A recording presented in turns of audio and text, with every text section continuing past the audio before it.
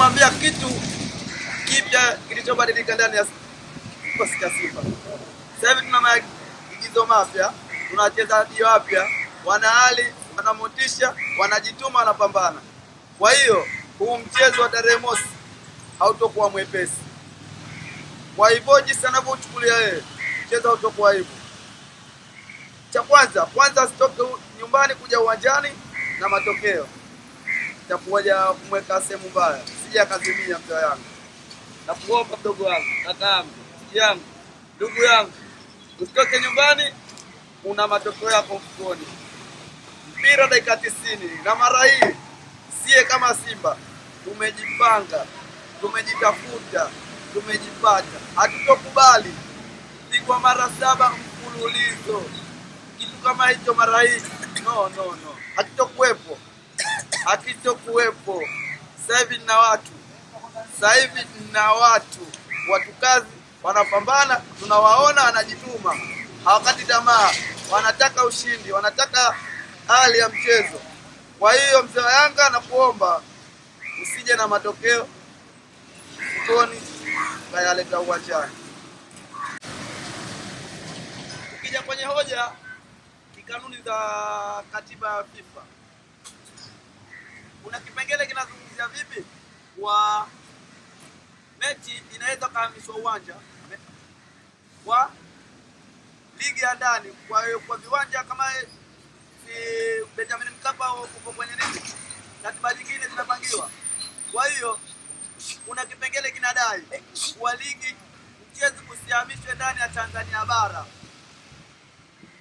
Shafamu ndugu mwandishi, mchezo kusihamishwe ndani ya Tanzania bara. Kwa hiyo wao ilibidi watupeleke Chamazi complex pale, wasulete visiwani. Iko sheria hiyo ndugu mwandishi. Na kingine, si hatuogopi kuja, si hatuogopi, yani hatuna wasiwasi yoyote. Tumejipanga, tuna timu, tuna kikosi, tuna wachezaji, tuna hali ya mchezo. Pointi 3 tunazitaka mara hii, hatuko kizembe. Lakini jua hoja yote tunaenda Simba kwenye kupeleka barua TFF kwa sahihi, kwa sababu taarifa ya kuhamishwa kwa mchezo au uwanja lazima itolewe na bodi ya ligi. Kwa nini sasa msemaji wa timu katangulia kutoa taarifa ya kuhamishwa uwanja, mchezo kachezwa Unguja kwa sababu bodi ya ligi ndio ingekuwa ya kwanza kutangaza kwa umma kwa mchezo wa dabi utahamishwa visiwani Unguja. Kwa nini bodi ya ligi haijatangaza?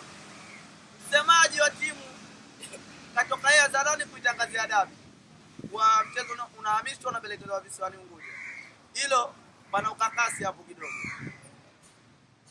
Na unalizungumziaje swala la Damaro juu ya kutupeleka taarifa kwa Simba kuhusiana na mchezaji Damaro kwa raia wa Tanzania? Hilo silijui sana, silifahamu sana, kwa sababu kuna pita zangu mitandaoni niliona migration ya shampa raia wa Tanzania. Kwa hiyo mimi si doubt kwa hiyo. Uzungumziaje mchezo huu kuhamishiwa Amani? Mimi kuhusu swala la mchezo kuhamishiwa Amani nilikuwa sitaki kuzungumzia sana, kwa sababu hata hiyo kwa Mkapa wenyewe shacheza nao mara 6 mfululizo na matokeo bado yakawa yale tu. Sema kwa sababu umeletwa Amani Zanzibar kwa sababu ni home. Ni kama tunacheza UEFA, tuko uwanja wa nyumbani, tuna kila sababu ya kupata matokeo. Ndio imeongeza zaidi asilimia sisi za kuondoka na ushindi.